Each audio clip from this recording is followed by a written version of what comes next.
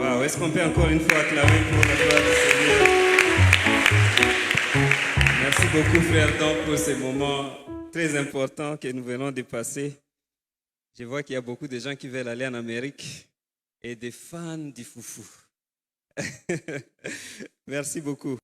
Nous allons lire la parole du Seigneur dans le livre des Juges, chapitre 13, et nous allons tous nous lever pour honorer cette parole. Juges, chapitre 13, du 1er au 4e verset.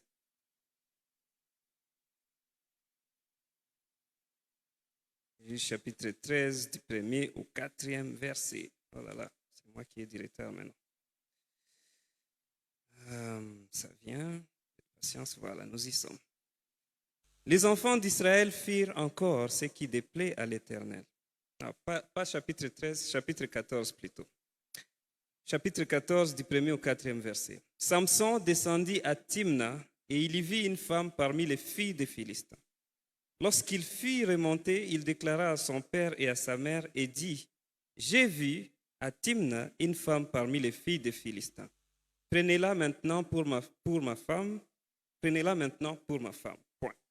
Son père et sa mère lui dirent, « N'y a-t-il point de femme parmi les filles de tes frères et dans tout notre peuple que tu ailles prendre une femme chez les Philistins qui sont incirconcis? » Et Samson dit à son père, « Prends-la pour moi, car elle me plaît. » Verset 4. Son père et sa mère ne savaient pas que cela venait de l'Éternel, car Samson cherchait une occasion de dispute de la part des Philistins. À ce temps-là, les Philistins dominaient sur Israël. On va aussi rapidement lire les chapitres 16 du 1er au 4e verset. Samson partit pour Gaza, il y vit une femme prostituée et il entra chez elle. On dit aux gens de Gaza, Samson est arrivé ici et ils l'environnèrent et se tinrent en embuscade toute la nuit à la porte de la ville. Ils restèrent tranquilles toute la nuit, disant, au point du jour, nous les tuerons. Samson demeura couché jusqu'à minuit. Vers minuit, il se leva, il saisit les battants de la porte de la ville et les deux poteaux, les arracha avec la barre, les mit sur ses épaules et les porta sur le sommet de la montagne qui est en face d'Hébron. Après cela, il aima une femme dans la ville de Sorek, elle se nommait Délila. Prions le Seigneur. Dieu notre Père, nous te disons merci pour la grâce que tu nous accordes encore une fois de nous asseoir sous ton enseignement. Nous prions, Père éternel, que tu puisses encore une fois parler à nos cœurs, que tu puisses encore une fois nous éclairer davantage dans ce thème qui n'est pas facile, qui est complexe, celui de la prise de décision, Seigneur. Je prie pour moi-même, je prie, Père, que les paroles de ma bouche et les méditations de mon cœur soient acceptables devant toi et qu'elles puissent affermir ton peuple réuni encore une fois cet après-midi. Merci, au Dieu de gloire, parce que tu vas nous guider. Au nom de Jésus, nous te prions. Amen. Vous pouvez vous mettre. Voilà, c'est un privilège, encore une fois, de nous retrouver ici pour commencer cette nouvelle série. Et vous avez tous entendu dire que le thème, c'est les deux chemins, n'est-ce pas? Les deux chemins qui vous rappellent une récitation que nous avions apprise. Je ne sais plus si c'était à l'école primaire ou à l'école secondaire, mais c'était plutôt drôle, hein? Parce que si vous suivez cette récitation, c'est vraiment une histoire très drôle. Parce que cet enfant se retrouve au bout d'une route. Il trouve tout à coup des chemins. Et puis, il commence à tourner son chapeau dans ses mains. Ça s'est décidé. Decision process. Je sais que nous tous, nous nous retrouvons des fois devant un choix et tu te dis, qu'est-ce que je vais faire ici? Donc, tu roules ton chapeau dans tes mains. Et puis, il se dit, est-ce qu'il faut prendre à gauche ou à droite ou bien rester là jusqu'au soir? Vous savez tout ça, n'est-ce pas? Et après, il y a une dame qui est passée avec un âne et qui a dit à l'enfant, bon, tu peux suivre cet âne. Tu peux suivre cet âne. Lui, il connaît les chemins. Suis bien mon âne et jamais tu ne te perdras. Et l'enfant, on dit qu'il baissa la tête et contre lui-même, il boudait d'être conduit par une bête. Parce que quand on ne sait pas quoi faire, on est conduit par n'importe quoi. Vous comprenez? Il était conduit par une bête. Mais l'histoire ne s'arrête pas là. Je vais vous dire qu'est-ce qui vient ensuite. Et donc, c'est vraiment réel. Nous vivons tous dans une vie où nous sommes appelés à opérer des choix, n'est-ce pas? Les choix de se réveiller le matin, tu sais comment tu fais. Qu'est-ce que tu fais en premier? Est-ce que tu te rinces d'abord les dents ou tu vas d'abord sous la douche? Chacun a des choix. Chacun a une façon de faire des process pour sa vie. En fait, il y a une multitude de choix que nous faisons en une seule journée. En une seule minute, on peut avoir même opéré 20, 100 choix, n'est-ce pas? Mais il y a d'autres décisions de la vie qui demandent à ce qu'on prenne plus de temps pour réfléchir. Et j'ai aimé beaucoup ce que Don vient de faire parce que la plupart des fois, quand il présentait ce choix-là, il ne représentait pas des choix entre qu'est-ce qui est mauvais et qu'est-ce qui est bon, n'est-ce pas? Ça semblait tous être des bons choix. Parce que la décision la plus difficile à prendre, c'est la décision entre deux bonnes choses, n'est-ce pas? Entre deux bonnes choses. C'est très difficile de prendre une décision entre deux bonnes choses. Et donc, selon les cas, au fait, la prise de décision peut à la fois être un problème ou un privilège. Ça peut être un problème quand on ne sait pas quoi faire, comme cet enfant qui se retrouve devant des chemins et il ne sait pas quoi faire. Là, la prise de décision devient problématique, au fait. Un problème quand on n'est pas suffisamment informé ou mature, justement pour opérer les bons choix.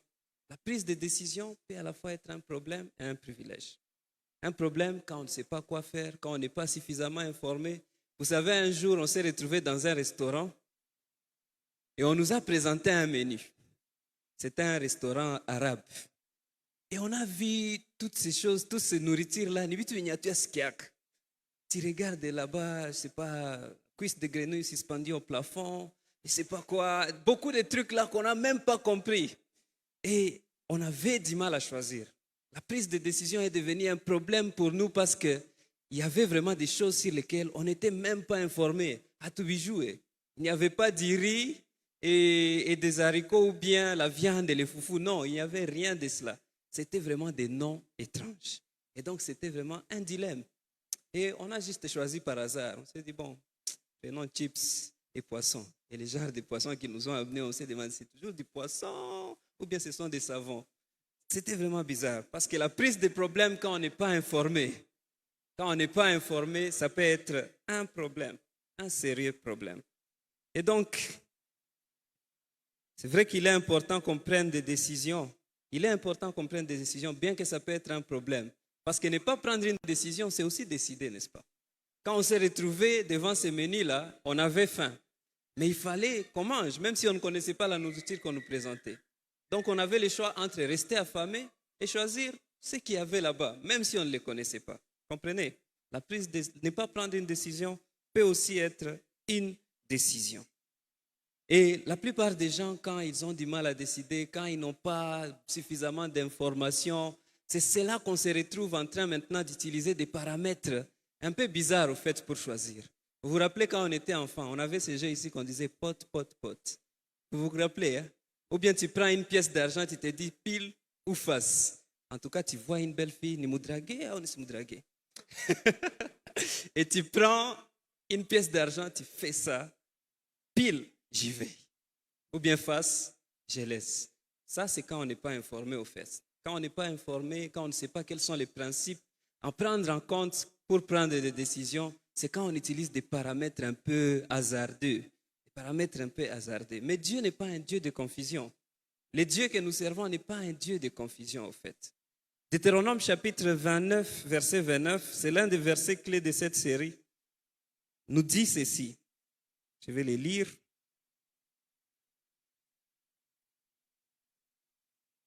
Deutéronome chapitre 29, verset 29 dit, « Les choses cachées sont à l'Éternel notre Dieu. Les choses révélées sont en nous et à nos enfants à perpétuité, afin que nous mettions en pratique toutes les paroles de cette loi. » C'est vrai qu'il y a beaucoup de choses que nous ignorons. Il y a beaucoup de choses dont nous ne savons pas quelles seront les conséquences, quels seront les produits, mais il y a quand même des choses que la Bible nous assure que Dieu a déjà révélées à nous, ses enfants, et à perpétuité. Tu ne sais pas combien de jours tu vivras, n'est-ce pas? Tu ne sais pas si demain tu tomberas malade ou pas, n'est-ce pas? Ça, ce sont des choses cachées qui appartiennent à Dieu. Mais il y a quand même des choses qu'il a révélées, des principes et des bonnes choses pour nous guider dans notre prise de décision. Okay? Et donc, Dieu n'est pas un Dieu de confusion pour que nous utilisions des paramètres hasardeux pour prendre des décisions. OK? Alors, il y a des grandes choses, des grands concepts, au fait.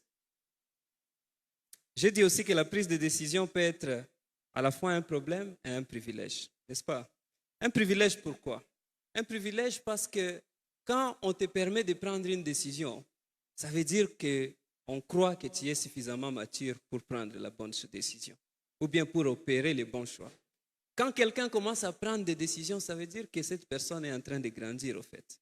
En fait, l'humanité s'arrêterait si les gens ne grandissaient pas jusqu'au point où ils commenceraient à prendre des décisions, n'est-ce pas?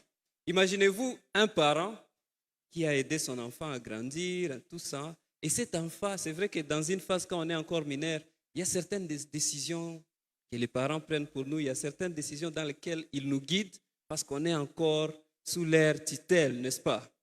Mais à un moment, chaque parent est fier quand finalement sa fille ou son fils commence aussi à prendre des décisions. Ici, chez nous, on a une façon de parler où on dit que achanja quoi mutu muzima, n'est-ce pas? Imaginez-vous qu'un garçon grand, comme Don par exemple, qui vient chez son père et lui dit, en tout cas, papa, je vais me marier. Je sais que c'est l'une des plus grandes prières de Don. Donc, je la cite, je vais me marier.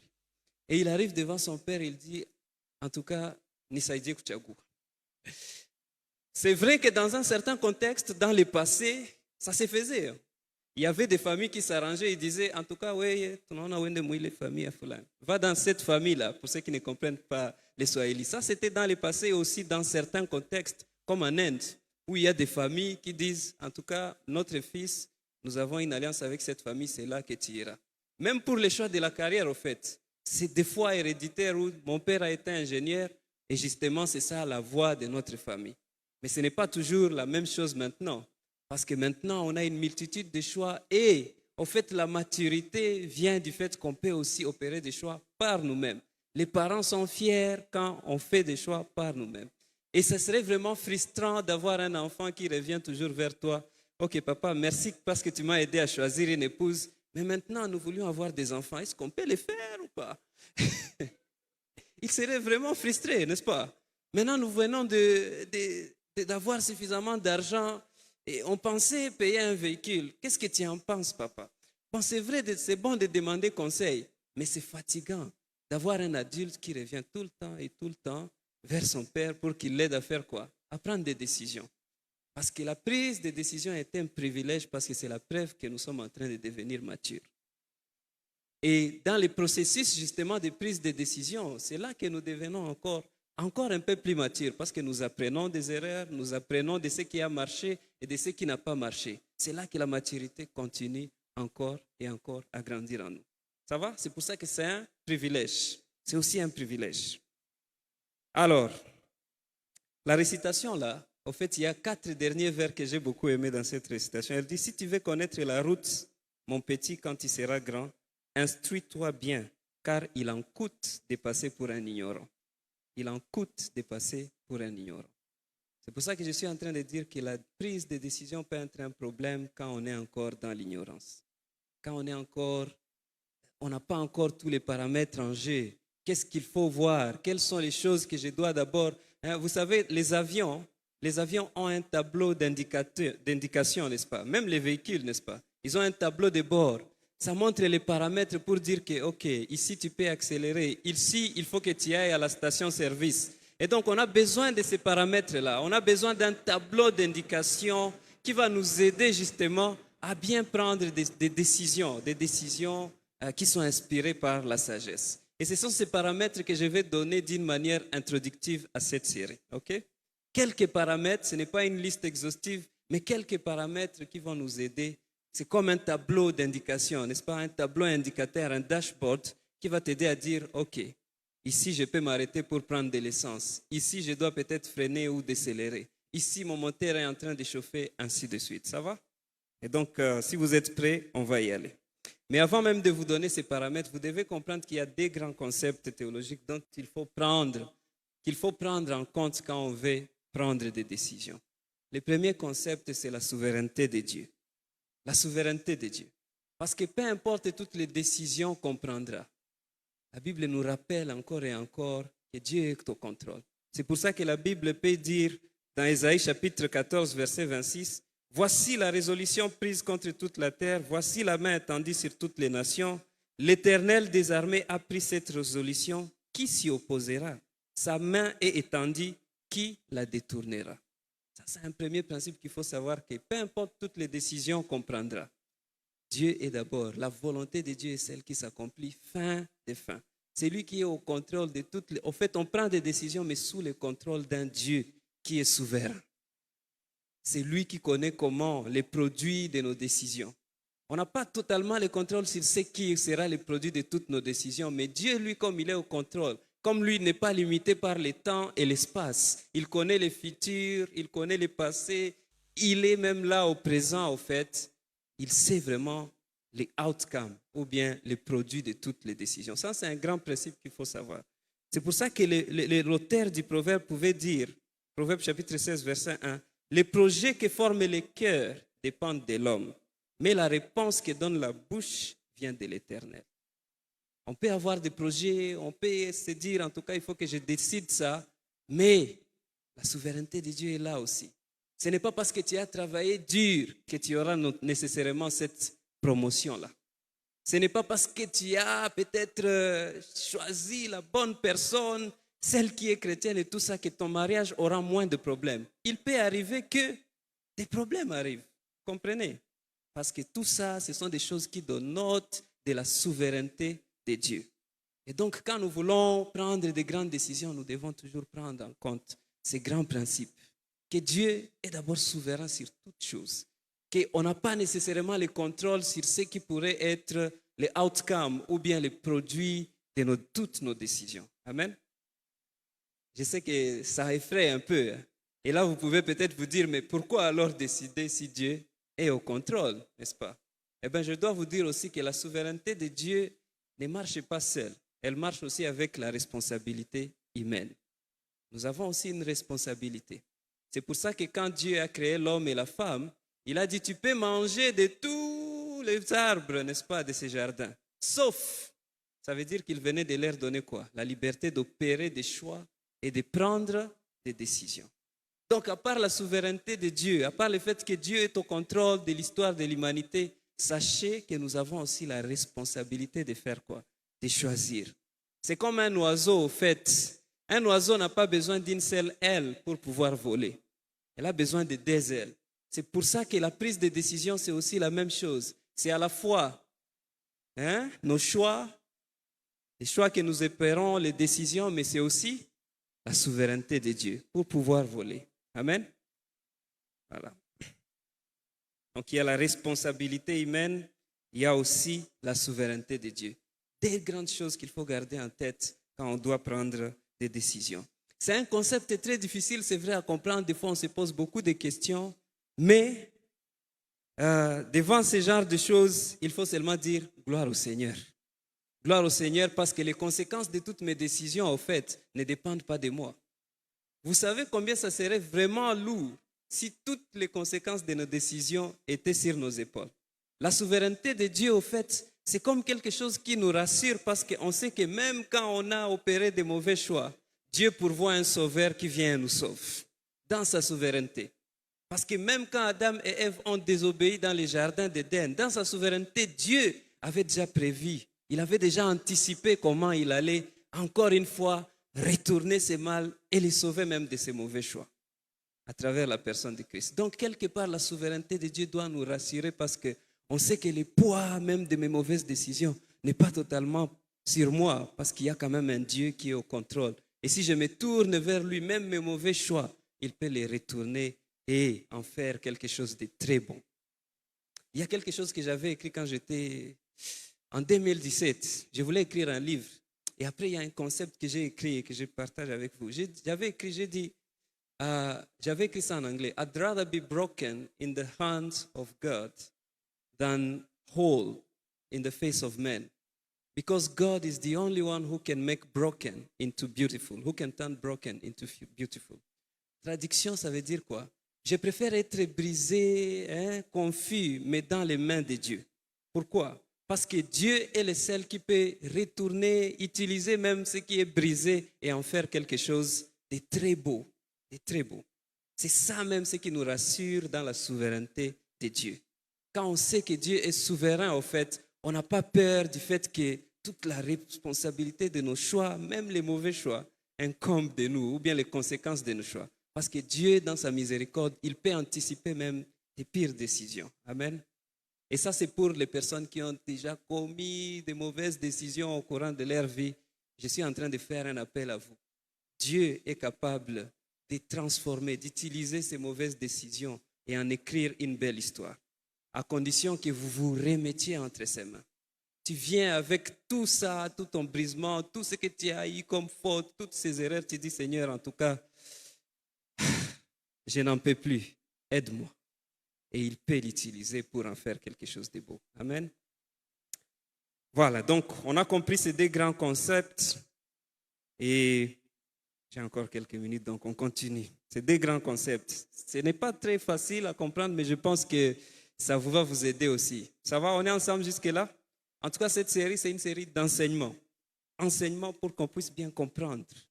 Qu'on puisse bien comprendre. C'est pour ça que dans les livres des Juges, chapitre 13, vous allez voir ce même concept revenir. Chapitre 14, la Bible nous dit, Samson descendit à Timna et il y vit une femme parmi les filles des Philistins. Lorsqu'il fit remonter, il déclara à son père et à sa mère et il dit, j'ai vu à Timna une femme parmi les filles des Philistins, prenez-la maintenant pour ma femme. Samson, qui est devenu adulte, il demande à ses parents, voilà, je viens de voir une dame, waouh, une très belle femme. Je l'ai vue, elle me plaît, prenez-la pour ma femme. Et ses parents lui disent, mais cette fille, elle n'est pas de chez nous. C'est une fille de chez nos ennemis, les Philistins, qui ne connaissent pas Dieu, qui ne marchent pas selon les mêmes principes que nous. Mais c'était le choix de Samson. Parce qu'il a la liberté d'opérer un choix, n'est-ce pas? Ses parents, dans leur sagesse, essaient un peu de lui conseiller, de lui dire, mais comment tu vois cette fille-là? Elle n'est pas vraiment de chez nous. Mais Samson a dit, il dit à son père, prends-la pour moi car elle me plaît. Je vais vous dire aussi que dans les principes que je vais vous donner, vous allez voir pourquoi Samson a pris cette décision aussi. Quels sont les paramètres qu'il a utilisés pour prendre cette décision? Et la Bible nous dit au verset 4, son père et sa mère ne savaient pas que cela venait de l'Éternel. On peut se dire, mais est-ce que c'est Dieu qui a soufflé à Samson de désobéir à sa parole et d'aller prendre une femme philistine, n'est-ce pas? Parce que dans la Bible, l'Éternel a dit encore et encore aux enfants d'Israël, ne vous mariez pas avec les personnes qui ne sont pas d'Israël. Ne vous mariez pas avec les Cananéens, les Philistins, de peur qu'ils ne vous détournent de mes voies. C'est la parole de Dieu. Mais on nous dit encore ici, comme si c'était quelque chose qui s'opposait à ce que Dieu avait dit, que l'Éternel lui-même avait permis que Samson opère ses choix qui étaient contraires à sa parole. En fait, ce que les Juifs comprenaient, c'est que tout choix est contrôlé par la souveraineté de Dieu. Même les mauvais choix de Samson ici étaient contrôlés par la souveraineté de Dieu qui devait utiliser Samson pour faire quoi? Pour accomplir la destinée qu'il avait avec lui. Parce qu'avant que Samson en naisse, une parole a été prononcée et cette parole était que cette personne, nous allons l'utiliser pour délivrer le peuple d'Israël. Et donc, peu importe les erreurs que Samson pouvait commettre dans ses décisions, les plans de Dieu pour sa vie devraient nécessairement s'accomplir. C'est la souveraineté de Dieu qui est là. Comprenez? La souveraineté de Dieu est là. Et ici, je dois faire une parenthèse et dire que même si Dieu t'utilise puissamment, ça ne veut pas nécessairement dire que tous tes choix sont en train de lui plaire. Et donc, soyez de ceux-là vraiment que non seulement Dieu utilise, mais les choix que nous opérons aussi sont en train de lui plaire. Ça, c'est juste une parenthèse que je ferme. On continue. Alors, populairement, beaucoup de gens, quand ils prennent les décisions, ils utilisent, j'ai parlé du hasard, il y a même d'autres qui utilisent les horoscopes, n'est-ce pas? Vous connaissez toutes ces histoires d'astrologie, hein? Oh, moi je suis du cancer, oh, nini. Il y a des gens qui sont comme ça, ils utilisent tout ça. En fait, ça montre toujours que les hommes voient toujours à quelque chose à l'extérieur de l'eux-mêmes pour le contrôle de leur vie. Ils savent qu'il y a un être supérieur ou quelque chose de supérieur qui contrôle leur vie malgré qu'ils ont la liberté de choix. Mais la plupart de ceux qui se tournent vers ces principes-là de divination, de médiums, de consulter des magiciens ou des prophètes, des faux prophètes, c'est parce qu'ils ne connaissent pas le vrai Dieu, c'est parce qu'ils ne connaissent pas la sagesse de Dieu. En fait, le but de cet enseignement n'est pas qu'on se tourne vers des choses mystiques, mais qu'on apprenne la sagesse. OK? Qu'on apprenne la sagesse. Autre chose que les gens utilisent pour prendre des décisions, et ce n'est pas mauvais au fait, c'est la raison, la logique. On pèse les pour et les contre. On s'est dit, bon, si je fais ça, la loi de cause à effet, en tout cas, ça va se passer comme ça, n'est-ce pas? Si je tire, ça va blesser. Comprenez? Si je coupe au couteau, voici ce qui va se passer. On utilise la raison. Mais la raison, elle seule, peut être limitée parce qu'elle exclut Dieu du processus de prise de décision. Quand on ne pense qu'à sa raison, quand on ne pense qu'à la logique, la science et tout ça, la science a des limites. Il y a des questions que la raison seule ne pourra pas répondre. C'est pour ça qu'il faut une sagesse qui est au-delà de la raison, sagesse de Dieu. Il y a aussi une autre chose que les gens utilisent aujourd'hui pour prendre des décisions, c'est le principe de « suis la voix de ton cœur ». N'est-ce pas? On vous dit souvent ça, n'est-ce pas? Ah, si c'est ça, just follow your heart. Suis la voix de ton cœur. Fais ce qui te semble bon. Tant que ça ne blesse personne, c'est bon, non? Nous sommes entre adultes consentants. C'est bon. Ça ne blesse personne. Vous comprenez? La voix de ton cœur. Mais vous connaissez tout ce que la Bible dit, que le cœur de l'homme est tortueux.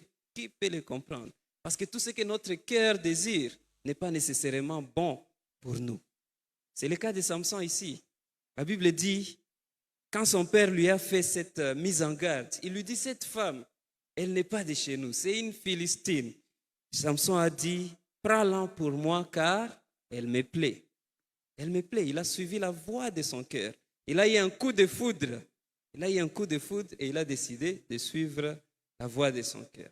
Mais vous verrez que même si Samson a réussi à accomplir le plan de Dieu pour sa vie, son histoire n'est pas quelque chose que tout le monde souhaiterait, n'est-ce pas, pour lui-même. Ses décisions, quelque part, l'ont affecté jusqu'à la fin de sa vie. Il est mort aveugle, n'est-ce pas? Aveugle. Bien qu'il a accompli le plan de Dieu pour sa vie, il est mort aveugle. Alors, quels sont les paramètres à prendre en compte quand nous devons prendre des décisions rapidement? Le premier paramètre, ce sont les préférences. J'ai dit que toutes les choses que j'ai citées là ne sont pas tellement mauvaises. Les préférences. En fait, les préférences tiennent compte de nos passions, de nos habiletés, de nos aspirations. Si tu aspires à être... Il y a des personnes en fait qui grandissent dans la vie et ils savent que, en tout cas, moi, je préfère être ça. Okay? C'est comme moi, par exemple. Quand on parlait de foot ici, ça ne m'a pas beaucoup intéressé. Parce que mes préférences en termes de hobby, ce n'est pas le foot. En termes de hobby, ce n'est pas le foot. Je préfère plutôt rester seul à la maison, regarder peut-être un film ou bien en train de lire. Ça, ce sont mes préférences et quelque part, les préférences ont une influence sur nos choix. Ça, c'est un paramètre à prendre en compte. En fait, ce n'est pas mauvais si tu n'aimes pas le froid de ne pas te retrouver dans un pays où il y a le froid, vous comprenez? Ce n'est pas mauvais si tu n'aimes pas, par exemple, les sang, de dire non, moi je ne ferai pas la médecine. Vous comprenez? Préférence, c'est un paramètre pour prendre des décisions. Préférence, c'est un paramètre pour prendre des décisions. Mais les préférences viennent aussi de ce que nous voyons, de nos goûts. Et comme je l'ai dit, de ce qui notre cœur, ce qui plaît à notre cœur. Mais comme je l'ai dit, les préférences ont aussi une limite. Parce que Samson, on a vu qu'il a vu cette fille, elle lui a plu, c'était sa préférence, et il a choisi d'aller avec elle. Mais ces préférences-là, cette préférence a une limite parce qu'elle est allée en dehors de ce que Dieu voulait. Elle est allée en dehors de ce que Dieu voulait. Et la Bible dit en Proverbe chapitre 16, verset 5, « Telle voie paraît droite à un homme, mais son issue, c'est la voie de la mort. » Ça veut dire que tout ce que nous préférons n'est pas nécessairement ce qui va nous mener vers la vie. N'est pas nécessairement ce qui va nous mener vers la bonne chose. Donc, à nos préférences, nous devons aussi ajouter aussi un deuxième paramètre. Mais aussi, je dois ajouter que tout ce que nous préférons ne sera pas nécessairement là. Comprenez? Même si on préfère quelque chose, tu dis, moi, je serai astronaute, par exemple, mais est-ce qu'il y a des écoles d'aéronautique ici? Il n'y en a pas, n'est-ce pas? C'est votre préférence, mais est-ce que c'est disponible? Et donc, il y a un deuxième paramètre qui s'augmente aux préférences, ce sont les possibilités. Les possibilités. Les possibilités. Pour opérer de grands choix, il faut aussi connaître quelles sont les possibilités qui sont en face de nous. Vous savez, c'est un exemple simple. On peut vous dire, par exemple, vous pouvez vous dire, j'aime beaucoup la viande et les foufous, comme John nous l'a montré, n'est-ce pas? Il peut arriver que vous avez faim et ce jour-là, il n'y a que quoi? Il n'y a que les riz et les haricots. Est-ce que parce que vous aimez la viande et les foufous, vous allez refuser les riz et les haricots alors que vous avez faim? Non, parce que c'est ça la possibilité qu'il y a maintenant. Et donc, dans la prise de décision, il faut aussi tenir compte de ces deuxièmes paramètres qui sont les possibilités. Les possibilités qui sont devant nous. Les possibilités qui sont devant nous. Et il y a des possibilités qui, des fois, nous sont excluses. Parce que vous voyez, par exemple, il y a des offres qu'on met dans certaines entreprises. On dit, voici les critères. Il faut qu'il y ait une expérience de 5 ans. Il faut qu'il soit âgé de 25 ans au moins, ou bien 25 ans ou plus. Ça veut dire que toutes les personnes de moins de 25 ans sont excluses automatiquement de ces choix-là. Comprenez? Tout ça, c'est la possibilité. Les possibilités sont aussi un deuxième paramètre, un grand paramètre que nous devons prendre en compte quand nous opérons des choix ou bien quand nous prenons des décisions. Il peut aussi arriver que nos possibilités sont limitées à cause des choix des autres. Vous savez, nous ne sommes pas seulement les produits de nos propres choix ou de nos propres décisions. Vous savez ça? Parce qu'il y a des personnes comme Joseph, par exemple. Joseph, il vivait dans sa famille, mais à cause du choix de ses frères, il s'est retrouvé dans un puits, n'est-ce pas? Il a été vendu chez les Madians. Tout ça, ce sont des choix d'autres personnes qui ont fait que sa vie est allée telle qu'elle est allée. Donc, il y a des possibilités auxquelles on ne peut pas accéder à cause du choix des autres. Vous comprenez ça? Et il y a aussi d'autres possibilités qu'on ne sait pas voir parce qu'on n'est pas Dieu, justement. Je reviens encore à ce que j'ai dit dans l'introduction, qu'il y a des choses cachées, que celles Dieu connaît. Il y a d'autres possibilités que celles Dieu connaît. Et sans Dieu, nos possibilités peuvent sembler limitées. Parce que si Joseph, par exemple, dont je viens de donner l'exemple, si Joseph n'était pas avec Dieu, si Joseph ne suivait pas vraiment les plans de Dieu pour sa vie à travers même les mauvais choix de ses frères, ses possibilités seraient limitées. Parce qu'à la fin, à la conclusion même de Genèse, il a dit, en tout cas, ce n'est pas vous qui avez fait ça. C'est Dieu qui a orchestré toutes ces choses pour le salut de plusieurs. Au fait, quand Dieu n'est pas même dans les mauvais choix de ceux qui peuvent nous faire le mal, en tout cas, nos possibilités sont limitées. C'est pour ça que la souveraineté de Dieu, encore une fois, dans nos choix, nous rassure. Parce que toutes choses concourent au bien de ceux qui aiment Dieu et ceux qui sont appelés selon ses desseins. Il est le seul qui est capable de changer le mal en bien. Même les conséquences des mauvaises décisions, peut-être de vos parents, de vos frères, de vos amis, quand vous vous tournez vers Dieu, au fait, il peut utiliser même ces mauvais choix pour le salut de plusieurs. Et pour faire de vous la personne qu'il veut que vous soyez. Vous êtes en train de comprendre ça. Donc, nos possibilités peuvent sembler limitées, mais avec Dieu, il y a beaucoup d'autres possibilités. Amen. Et les possibilités sont à prendre en compte aussi. À prendre en compte. Autre chose, quatrième chose, c'est que comme Dieu est celui vraiment qui a l'histoire et le cours de notre vie et qui est vraiment celui qui est bon, qui a de bonnes choses pour nous, il y a donc une quatrième chose, c'est d'avoir des principes. Des principes. Là où les préférences sont limitées, là où les possibilités sont limitées, il faut aussi avoir des principes. Des principes. Des principes, pourquoi? Parce que les choix que nous opérons viennent de notre vision du monde. Les choix que nous opérons viennent de la compréhension que nous avons du monde, de l'influence au fait que nous suivons. Si quelqu'un choisit, par exemple, de s'habiller tel qu'il s'habille, c'est parce qu'il y a une influence derrière ces choix-là. C'est ça la vision du monde dont je suis en train de parler. Et je le vois, par exemple, chez nous, même des fois, moi, je le fais.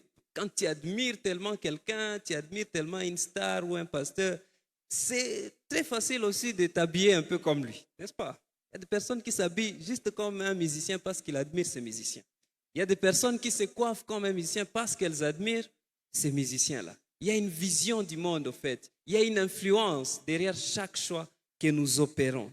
Et cette influence nous donne des principes par lesquels nous marchons. Et aujourd'hui, je vais vous proposer de prendre les principes de la parole de Dieu. Les principes de la parole de Dieu. Parce qu'encore une fois, je vous ai dit que Samson, bien qu'il a accompli les plans de Dieu pour sa vie, Dieu l'a utilisé, c'est vrai, pour délivrer Israël. Mais il est mort de manière très tragique en tout cas. Aveugle, un peu suicidaire, tout ça. Moi, j'aurais bien voulu qu'il puisse avoir sa victoire et qu'il ait ses 2 yeux et qu'il ne meure pas en même temps que ses ennemis. C'est là que le film s'est fini bien, n'est-ce pas? Hein? Quand les héros de l'histoire viennent de finir tout le monde et lui, il reste en vie. Mais quand même les héros meurent, on part avec un sentiment d'insatisfaction. On se dit, ah, il filme, il y ça, vraiment. Ça. Parce qu'il y a des principes, au fait. Dieu, même s'il se sert d'une personne, il n'est pas nécessairement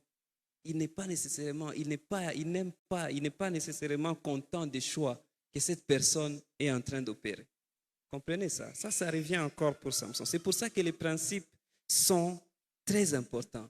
Parce que quand nous suivons le principe de la parole de Dieu, au fait, c'est là que nous sommes en train de définir quel genre de personne, quel genre d'instrument nous allons être entre les mains de Dieu.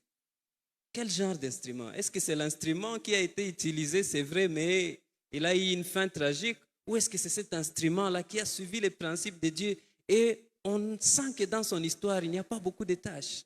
C'est vraiment une histoire qui se termine et tout le monde se lève et dit « Waouh, bravo, quelle belle histoire ». C'est un peu comme l'histoire de Joseph, n'est-ce pas? Il avait des principes.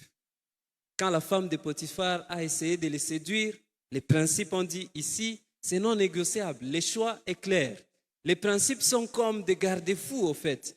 Là, on n'a même pas le choix. On connaît déjà ce que la parole de Dieu dit. Et donc, c'est ça même la force des principes dans la prise de décision. Comprenez ça? Quelqu'un te sollicite et dit, en tout cas, moi, il faut vraiment te récupérer, il est là, il est sac, ainsi de suite. Toi-même, déjà, tu te dis, il y a déjà un principe qui régit ma décision par rapport à ça. La parole de Dieu dit, tu ne voleras pas, n'est-ce pas? Et tu t'arrêtes là, il n'y a même pas à choisir. Les principes nous aident dans la prise de décision et ces principes sont dans la parole de Dieu. Parce que Dieu n'est pas un Dieu de confusion.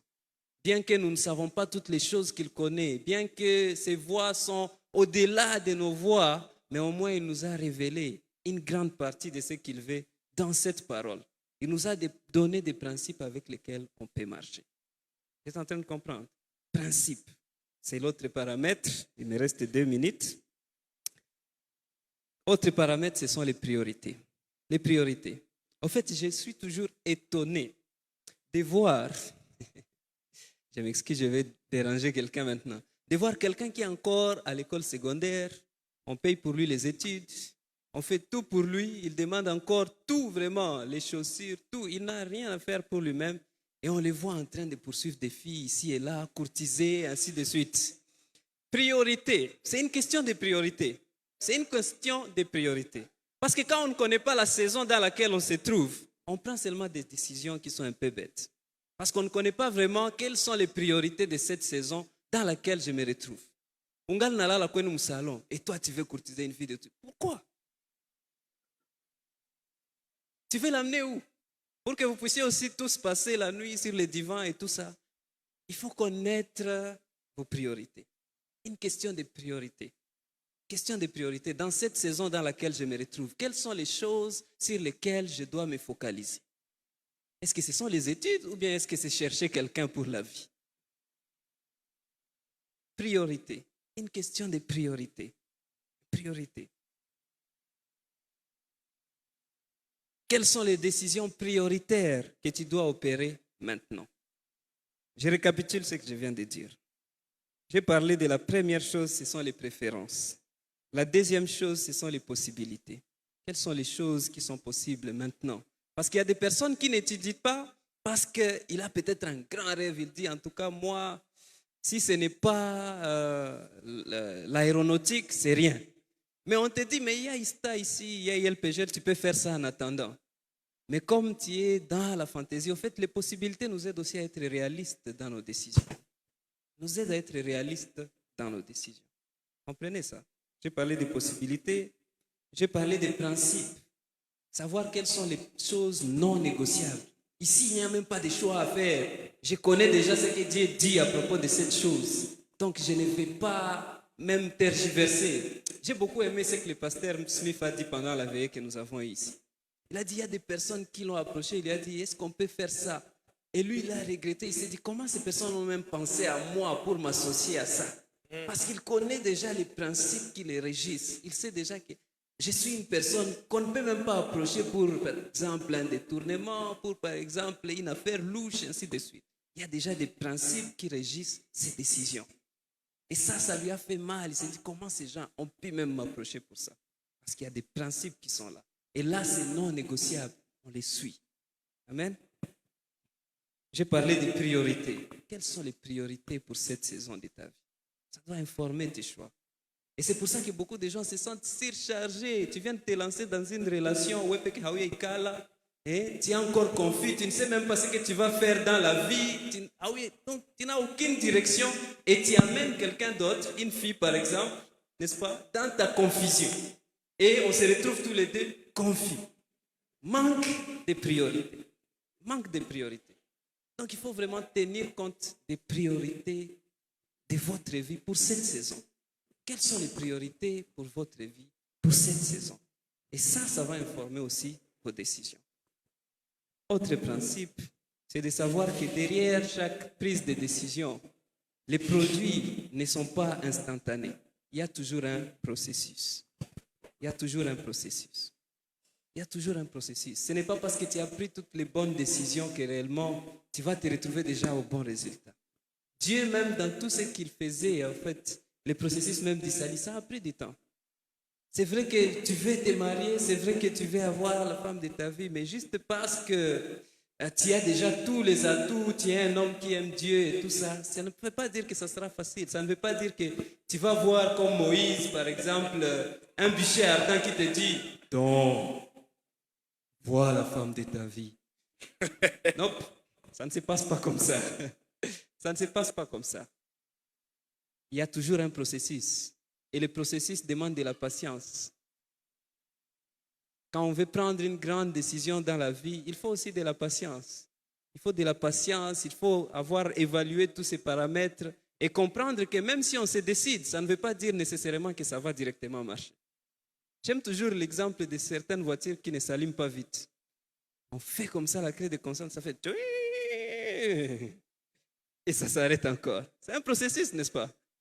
Ce n'est pas que toutes les décisions, toutes les tentatives que nous allons avoir vont aboutir nécessairement. Ce n'est pas parce que tu as bien investi, ce n'est pas parce que tu as bien géré tes affaires, par exemple, dans ton entrepreneuriat et tout ça, que nécessairement tu vas finir millionnaire du jour au lendemain. Il y a toujours un processus. Il y a toujours un processus. Et donc, même dans la prise de décision, tenez compte du processus, que ça peut prendre plus longtemps, ou bien ça peut prendre moins de temps. Et dans ce processus, Dieu est en train de nous rendre plus matures. Nous rendre plus matures. Pour conclure, ce sont ces principes, je vais encore une fois les citer. J'ai parlé de la préférence, des préférences, n'est-ce pas? J'ai parlé des possibilités. J'ai parlé des principes, ces paramètres. Principes. J'ai parlé des priorités. J'ai parlé de comprendre qu'il y a un processus, que ce n'est pas du tic au tac. On peut prendre des bonnes décisions, mais il y a toujours un processus. Il y a un timing de Dieu. Il y a toujours un processus. Mais pour que le processus soit plus facile, au fait, c'est l'appel maintenant que je vais faire pendant que je suis en train de conclure.